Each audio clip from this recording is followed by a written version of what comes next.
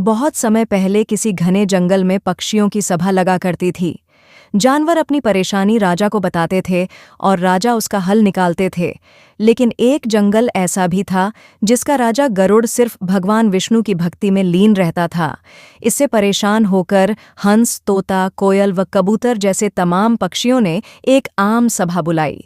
सभा में सभी पक्षियों ने एक स्वर में कहा कि हमारे राजा गरुड़ हमारी ओर ध्यान ही नहीं देते। तभी मोर ने कहा कि हमें अपनी परेशानियों को लेकर विष्णु लोक जाना पड़ता है। सभी जानवरों की दुर्गति हो रही है, लेकिन हमारे राजा को कोई फर्क नहीं पड़ता। उसी वक्त हुदहुद चिड़िया ने एक नया राजा बनाने का प्रस्ताव रखा। कोयल ने कुहू कुहू और मुर्गे ने कुकड़ुकू की आवाज निकालकर इसका समर्थन किया। इस तरह घंटों चली सभा में परेशान पक्षियों ने आम सहमति से एक नया राजा चुनने का फैसला लिया। अब राजा को चुनने के लिए रोज बैठक होने लगी। कई दिनों तक चर्चा करने के बाद सभी ने आपसी सहमति से उल्लू को राजा चुन लिया। नए राजा का चुनाव होते ही सभी पक्षी उल्लू के राज्य अभिषेक की तैयारियों में जुट गए। तमाम तीर्थ स्थलों से पवित्र जल मंगवाया गया और राजा के सिंहासन को मोतियों से जड़ने का कार्य तेजी से होने लगा। सारी तैयारियां होने के बाद उल्लू के राज्याभिषेक का दिन आया। मुकुटमाला सब सामान तैयार था। तोते मंत्र पढ़ रहे थे। तभी दो तोतों ने राज्याभिषेक से पहले उल्लू से लक्ष्मी मंदिर जाकर पूजन करने को कहा। उल्लू फौरन तैयार हो गया और दोनों तोतों के साथ पूजा के लिए उड़ गया। उसी समय इतनी तैयारियां और सजावट देखकर कौवा आ गया।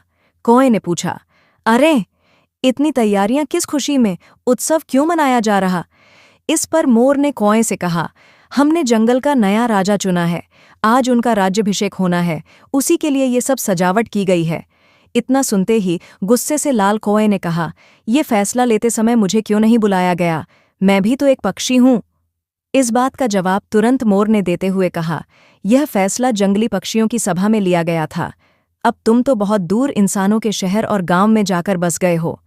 गुस्से में काले कौए ने पूछा, किसे तुमने राजा चुना? तो मोर ने बताया, उल्लू को। ये सुनते ही कौआ और गुस्सा हो गया। वो अपना सिर जोर जोर से पीटकर काव काव करने लगा। मोर ने पूछा, अरे क्या हुआ तुम्हें? कौए ने कहा, तुम सब बहुत मूर्ख हो।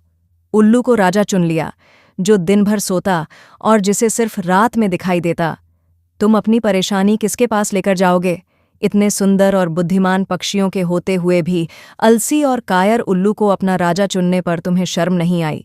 धीरे धीरे कौए की बात पक्षियों पर असर करने लगी। सभी आपस में फुसफुसाने लगे। उन्हें लगने लगा कि उनसे बहुत बड़ी भूल हो गई है। इस वजह से देखते ही देखते सभी पक्षी वहां से गायब हो गए। राज्याभिषेक के लिए सजी जगह पूरी सूनी हो गई। अब जैसे ही उल्लू और दो तोते वापस आए तो उन्होंने जगह को सूना पाया। यह देखकर दोनों अपने साथियों को ढूंढने और वहां से जाने की वजह जानने के लिए उड़ गए। वहीं उल्लू को कुछ दिख तो रहा नहीं था, इसलिए उसे कुछ पता नहीं चला और राज्याभिषेक के लिए तैयार होने लगा। लेकिन चारों तरफ शांति होने पर उसे शक हुआ। उल्लू जोर से चिल्लिया, कहाँ गए सब? इतने में पेड़ पर बैठी उल्लू की दोस्त ने कहा, सब चले गए। अब नहीं होगा आपका राज्याभिषेक। आप नहीं बनेंगे जंगल के पक्षियों के राजा। इतना सुनते ही उल्लू ने चिल्लकार पूछा, क्यों, ऐसा क्या हुआ? उल्लू की दोस्त ने बताया, एक कौवा आया और उसने सभी को पट्टी पढ़ाई। इसी वजह से सब यहाँ से चले गए, बस वही कौवा यहाँ पर है। ये सुनते ही उल्लू का राजा बनने का सपना चकनाचूर हो गया। दुखी उल्लू ने कौए से कहा, तूने मेरे साथ ऐसा क्यों किया?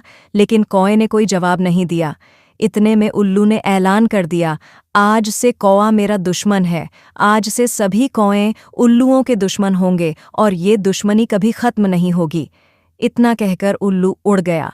उल्लू की धमकी सुनकर कौवा बहुत परेशान हो गया और कुछ देर तक सोचने लगा। इस दौरान उसके मन में हुआ कि बेकार ही उसने उल्लू से दुश्मनी मोल ली। उसे काफी पछतावा भी हुआ, लेकिन अब वो कुछ नहीं कर सकता था क्योंकि बात बिगड़ चुकी थी। इसी सोच में कौवा वहां से उड़ गया। तब से उल्लू और कौए की दुश्मनी चलती आ रही है। इसलिए मौका मिलते ही उल्लू कौओं को मार देते हैं और कौए उल्लुओं को। कहानी से सीख, दूसरों के मामलों में हस्तक्षेप करना भारी पड़ सकता है। दूसरों का काम बिगाड़ने की आदत उम्र भर की दुश्मनी दे सकती है। इसलिए अपने काम से काम रखना चाहिए।